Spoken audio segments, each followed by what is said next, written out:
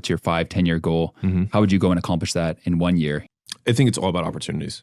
It's opportunities. Because if you think about because I mean, I talk a lot about leverage, so difference between what you put in and what you get out. And there are a few things that give greater leverage than the opportunity vehicle that you're pursuing. And so if you run a local business or a restaurant, for example, you may work 80 hours a week to make that restaurant successful. If you run a platform that, creates aggregated buying power for all restaurants to buy together, and then you make some sort of spread on that, then you still probably work 80 hours a week, but you probably have a significantly larger opportunity. And so it's just making sure that we pick, the right boat, to use Warren Buffett's analogies, to be in the right boat.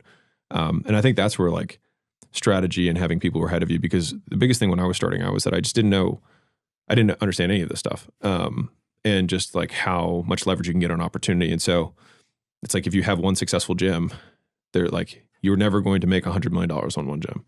It's just not going to happen. And so just stating that fact outright really does shift your behavior into what opportunity could I put the same 5 years into, and it could result in $100 million or $1 billion or $10 billion. And then just being ruthlessly selective about those things. And I think that from an entrepreneurship perspective, what really happens, the rich get richer, sure, because they get smarter, but I think a lot of it is because what they choose to not pursue. And so when I was starting out, I would be really excited about a $10,000 a month opportunity. And then, you make $100,000 a month, and then basically you can say no to everything that's below that. But then all of a sudden, other $100,000 a month opportunities seem like a double. You're oh my God, this could be huge. And this is where the shiny object syndrome gets really dangerous. But I don't think the shiny object syndrome really disappears ever. I think it's just the opportunities just look better. And so you can easily, you've leveled up to the point where I can say no to a $10,000 a month opportunity now, or $100,000 or even $1 million a month opportunity.